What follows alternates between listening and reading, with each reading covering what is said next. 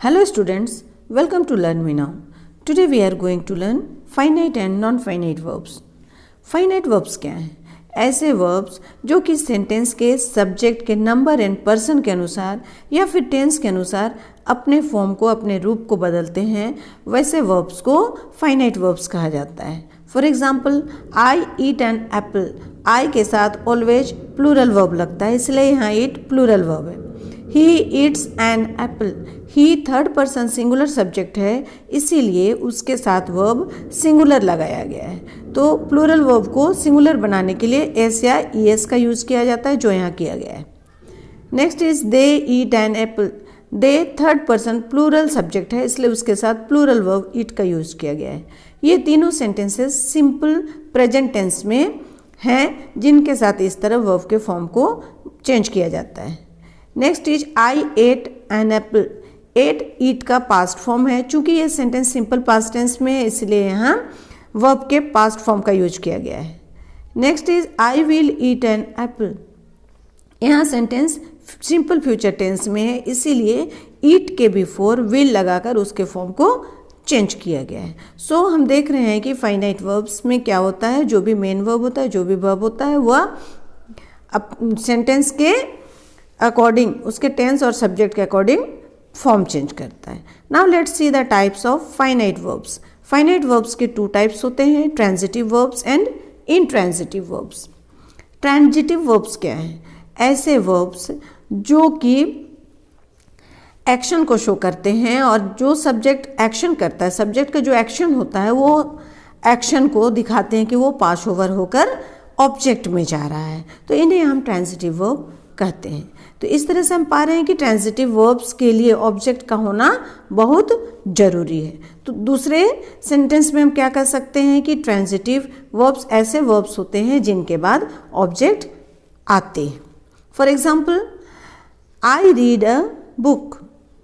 यहाँ read transitive verb है. Read का जो एक्शन है, जो सब्जेक्ट पढ़ने का काम कर रहा है, वो किस पर कर रहा है? बुक पर कर रहा है. तो सब्जेक्ट का जो एक्शन है पढ़ना, वो पास ओवर होकर बुक में जा रहा है.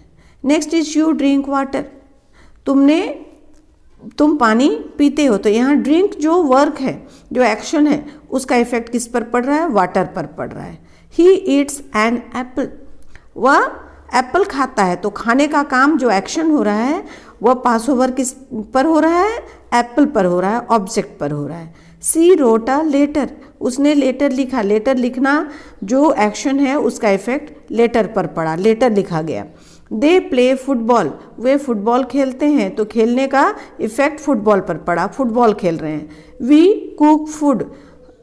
तो यहाँ कौन चीज़ कुक हो रहा है? फूड कुक किया जा रहा है सब्जेक्ट के द्वारा. सैम बॉट ए कार. सैम ने खरीदा. क्या खरीदा? एक कार खरीदा. तो सारे सेंटेंसेस में हम देख रहे हैं कि वर्ब के बाद ऑब्जेक्ट आता है. Next is intransitive verbs. ऐसे वर्ब्स जो कि एक्शन को शो करते हैं, पर सब्जेक्ट जो एक्शन करता है, वह एक्शन पास ओवर होकर ऑब्जेक्ट पर नहीं जाता है. सब्जेक्ट पास ओवर होकर वो ऑब्जेक्ट पर नहीं जाता है. इट मीन्स कि इन वर्ब्स के बाद ऑब्जेक्ट का यूज़ नहीं किया जाता है. इनके लिए ऑब्जेक्ट का नीड नहीं होता है सेंटेंस के मीनिंग को कंप्लीट करने के लिए. फॉर एग्जाम्पल, आई गो. मैं जाता हूँ. क्या जाता हूँ? तो जाना ये इंट्रांजिटिव वर्ब है, यहीं पर इसका मीनिंग कंप्लीट हो जाता है. You see. सी भी इंट्रांजिटिव वर्ब है, ऑब्जेक्ट का नीड नहीं है. He runs. Runs intransitive verb है, ऑब्जेक्ट नहीं चाहिए. She laughed. Laughed intransitive verb है. They went away. Went intransitive verb है, अवे कॉम्प्लीमेंट है, ऑब्जेक्ट नहीं है. Wind blows.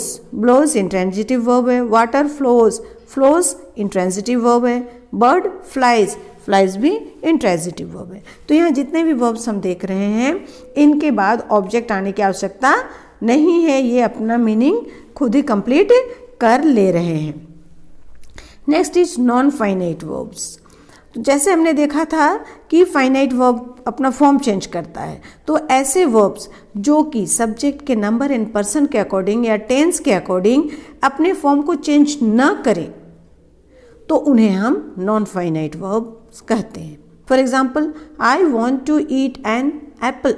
टू ईट जो नॉन फाइनाइट वर्ब है इसको कौन सा सब्जेक्ट है इसका मतलब नहीं है, कौन सा टेंस है इसका मतलब नहीं है, क्योंकि टेंस और सब्जेक्ट के अकॉर्डिंग चेंज होने के लिए मेन वर्ब वांट का यूज किया गया है। Dancing is a good exercise, dancing यहाँ सब्जेक्ट के रूप में यूज किया जा रहा है, इसीलिए ये वर्ब के अकॉर्डिंग चेंज नहीं होता है। He got a rotten Apple, इस सेंटेंस में गॉट मेन वर्ब है तो रोटन को सब्जेक्ट के अनुसार चेंज होने की आवश्यकता नहीं है। Next is kinds of non finite verbs. Non finite verbs के 3 काइंड्स होते हैं, infinitive, gerund and participle. Let's see infinitive.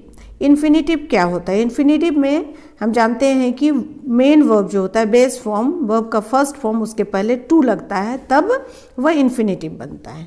तो ऐसे वर्ब्स जिनको हम सेंटेंस में नाउन की तरह यूज करते हैं, वर्ब की तरह यूज नहीं करते हैं, तो उन्हें हम इन्फिनिटिव या वर्बल नाउन्स कहते हैं। चूँकि ये वर्ब की तरह यूज किए जाते हैं और वर्ब की तरह फॉर्म रहता है और नाउन की तरह इनका यूज किया जाता है, इसलिए इसका नाम वर्बल नाउन्स भी पड़ा। For example, to steal is a crime. To steal infinitive है, यहाँ ये सब्जेक्ट का काम कर रहा है, मेन वर्ब यहाँ इज है। I want to eat an apple. To eat जो इन्फिनिटिव है यहाँ ऑब्जेक्ट का काम कर रहा है, मेन वर्ब यहाँ वॉन्ट है। तो इन्फिनिटिव को चूंकि वो मेन वर्ब का काम नहीं करता सेंटेंस में, इसलिए उसे अपने फॉर्म को चेंज करने की आवश्यकता नहीं पड़ती। Now let's see the types of infinitive. Infinitive के 3 टाइप्स होते हैं, simple infinitive, qualifying infinitive and perfect infinitive. What is simple infinitive? तो सिंपल इन्फिनिटिव जो सिंपली इन्फिनिटिव की तरह यूज किया जाए सेंटेंस में। देखिए सिंपल इन्फिनिटिव का यूज कहाँ किया जाता है? सिंपल इन्फिनिटिव का use as the subject of a verb, subject के वर्ब के रूप में यूज किया जाता है। For example, to steal is a crime. यहाँ टू स्टील सब्जेक्ट का काम कर रहा है कि चोरी करना एक अपराध है, इज मेन वर्ब है। इसको वर्ब के ऑब्जेक्ट की तरह भी यूज किया जाता है। For example, he wants to go to market. वह मार्केट जाना चाहता है, तो यहाँ वॉन्ट्स मेन वर्ब है, टू गो उसका ऑब्जेक्ट का काम कर रहा है। इसे वर्ब के कॉम्प्लीमेंट के रूप में भी यूज किया जाता है। For example, the gate is difficult to open. यहाँ इज इंट्रांजिटिव वर्ब है, इसीलिए डिफिकल्ट टू ओपन कॉम्प्लीमेंट है। तो गेट है कैसा है, क्या है? डिफिकल्ट है, क्या करने के लिए? ओपन करने के लिए। As the object of a preposition. Preposition के ऑब्जेक्ट के रूप में भी इन्फिनिटिव का यूज किया जाता है। For example, it is about to rain. यहाँ टू रेन जो इन्फिनिटिव हो, अबाउट के बारे बात कर रहा है कि लगभग बारिश होने ही वाली है। इंट्रोगेटिव प्रोनाउंस या एडवर्ब के बाद भी सिंपल इन्फिनिटिव का यूज किया जाता है। For example, I do not know how to drive a bike. यहाँ हाउ इंट्रोगेटिव प्रोनाउन है जिसके बाद टू ड्राइव का यूज किया गया है। मुझे नहीं मालूम कि ड्राइव कैसे किया जाता है, बाइक ड्राइव कैसे किया जाता है, तो ये कैसे को ये कैसे के बाद में यूज किया गया है। Next is qualifying infinitive. Qualifying infinitive ऐसे इन्फिनिटिव जो क्या करते हैं? क्वालिफाई करते हैं। तो किन का क्वालिफाई करते हैं देखते हैं। तो क्वालिफाइंग इन्फिनिटिव का यूज नाउन को क्वालिफाई करने के लिए किया जाता है। For example, I have some work to do. यहाँ टू डू करना है, क्या करना है? कुछ काम करना है, तो वर्क को क्वालिफाई करना है, काम करना है। To qualify an adjective, adjective को भी क्वालिफाई करता है infinitive. For example, the sum is easy to solve. यहाँ ईजी एडजेक्टिव है जिसके बारे बता रहा है कि सॉल्व करना क्या है? आसान है, तो आसान के बारे बता रहा है कि सॉल्व करना। वर्ब को भी क्वालिफाई करता है, उसको मॉडिफाई करता है infinitive. For example, I eat to live. Eat verb है जिसके बारे बता रहा है कि हम लोग खाते हैं जीने के लिए, तो खाते हैं वर्ब ईट के बारे में यहाँ क्वालिफाई किया जा रहा है। टू जो भी के सेंस में आता है उसके बाद में भी इन्फिनिटिव का यूज किया जाता है। For example, he is too weak to stand. वह बहुत ही कमज़ोर है खड़े होने के लिए, तो ये खड़े होने के लिए किसके बारे बता रहा है? बहुत कमज़ोर, टू के बारे में बता रहा है। Next is perfect infinitive. Perfect infinitive जैसा कि इसका नाम है, किसी एक्शन का परफेक्शन बताने के लिए इन्फिनिटिव का यूज़ किया जाए तो उसे परफेक्ट इन्फिनेटिव कहते हैं। तो परफेक्ट इन्फिनेटिव का यूज़ किस में किया जा रहा है? सेंटेंस में एक्शन के बारे बता रहा है कि वो कंप्लीट हो गया है। तो कौन बता रही है? इन्फिनेटिव बता रहा है। For example, she seems to have been slept, ऐसा लग रहा है कि वह सो चुकी है। तो ये सो चुकने की बात कौन बता रहा है? ये to have been. Sam appears to have been absent for a work, ऐसा लग रहा है कि सैम एक सप्ताह से एब्सेंट है। तो ये लगने की बात को क्या कर रहा है? उसके बारे में बता रहे कि वो लगने की जो बात है कि वो एब्सेंट है, ऐसा लग रहा है, वो बात कंप्लीट हो चुका है, एब्सेंट होना कंप्लीट हो चुका है। Next is have to infinitive for obligation. Have के बाद जब टू इन्फिनेटिव लगाया जाए तो वो ऑब्लिगेशन को शो करने के लिए किया जाता है। For example, I have to do my work, मुझे मेरा काम करना है, ड्यूटी है मेरी। He has to write a letter, उसे लेटर लिखना है, ये उसको करना ही है, उसकी ड्यूटी है। Next is gerund. जब मेन वर्ब वन के बाद आईएनजी लगाया जाए, वर्ब के बेस फॉर्म के बाद आईएनजी लगाया जाए तो उसे हम लोग जेरंड कहते हैं। तो जेरंड क्या है? जेरंड का यूज सेंटेंस में नाउन की तरह किया जाता है। तो वर्ब में आईएनजी लगाकर हम पार्टिसिपल बनाते हैं, पार्टिसिपल फॉर्म बनाते हैं, प्रेजेंट पार्टिसिपल, और उसको क्या लगाते हैं? जो वर्क इनकम्प्लीट है या कंटिन्यू है उसके लिए यूज करते हैं, लेकिन उस वहाँ वर्ब की तरह यूज करते हैं। और यहाँ पर हम देख रहे हैं कि सेंटेंस में जब वर्ब में आईएनजी लगाएं और वो नाउन की तरह यूज किया जाए तो उसे हम लोग जेरंड कहते हैं। For example, walking is a good exercise. Walking यहाँ सब्जेक्ट की जगह में काम कर रहा है, किस तरह? जेरंड के रूप में। तो walking is a good exercise, walking करना एक अच्छा एक्सरसाइज है। Telling lies is a bad habit, झूठ बोलना, ये यहाँ भी जेरंड नाउन की तरह सब्जेक्ट के प्लेस में काम कर रहा है कि झूठ बोलना एक बैड हैबिट है। सी गेव अप साइकिलिंग, वो साइकिलिंग करना छोड़ दी। तो यहाँ साइकिलिंग क्या है? ऑब्जेक्ट के जगह में नाउन का काम कर रहा है। I enjoy swimming in the river, यहाँ पर भी स्विमिंग ऑब्जेक्ट के जगह में नाउन की तरह काम कर रहा है। तो हम देखते हैं कि ऐसा वर्ब जिसमें आईएनजी लगा हो और वो वर्ब की तरह नहीं बल्कि नाउन की तरह काम करे तो वो जेरंड होता है। Next is participle. ऐसे वर्ब्स जो कि सेंटेंस में एडजेक्टिव की तरह काम करें उन्हें हम पार्टिसिपल या वर्बल एडजेक्टिव्स कहते हैं। For example, I saw her sitting in the chair, मैंने उसे चेयर पर बैठे हुए देखा। हीज बुक इज टॉर्न, उसका बुक फटा हुआ है। टॉर्न यहाँ पर पार्टिसिपल है। Having completed his work he went to play, having completed काम कंप्लीट होने की बात कर रहा है कि काम खत्म करके वो खेलने चला गया। Now let's see the types of participle. Participle के 3 टाइप्स होते हैं, present participle, past participle and perfect participle. Present participle में वर्ब में आईएनजी लगता है। तो हमने वर्ब में आईएनजी 3 तरह की बात में देखा। एक वर्ब में आईएनजी जो वर्ब का काम करे कंटिन्यूटी बताने के लिए, एक वर्ब में आईएनजी जो नाउन का काम करे वो जेरंड हो, और एक वर्ब में आईएनजी जो पार्टिसिपल प्रेजेंट पार्टिसिपल का काम करता है तो ये क्या एडजेक्टिव की तरह यूज किया जाता है। तो ये पार्टिसिपल हुआ। तो प्रेजेंट पार्टिसिपल क्या होता है कि सेंटेंस में जो एक्शन हो रहा है वो इनकम्प्लीट है या कंटिन्यूअस है उसके बारे में बताता है, तो उसको हम लोग प्रेजेंट पार्टिसिपल कहते हैं। For example, I saw her carrying a basket, मैंने उसे देखा एक बास्केट कैरी करते हुए। तो यहाँ कैरिंग वर्ब का काम नहीं कर रहा है, एडजेक्टिव का काम कर रहा है। और ये कैरिंग क्या बतला रहा है कि कैरी करने का काम इनकम्प्लीट है। He step down from a burning train, वह एक जलते हुए ट्रेन से उतर गया। तो बर्निंग यहाँ एडजेक्टिव का काम कर रहा है जो बता रहा है कि ट्रेन जलता हुआ है, तो वो जलने का काम भी इनकम्प्लीट है, तो ये प्रेजेंट पार्टिसिपल है। She found him sitting in the chair, उसने उस व्यक्ति को बैठे हुए चेयर में बैठे हुए पाया। किस में बैठे हुए? चेयर में। तो ये चेयर के बारे बता रहा है कि वह बैठा हुआ था चेयर में, लेकिन वो बैठा ही हुआ था, वो बैठने का काम जारी था।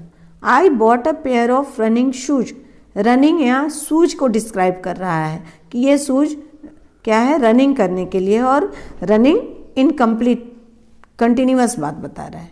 My grand mother usage a walking stick को के बारे में डिस्क्राइब कर रहा है। Don't get down from the running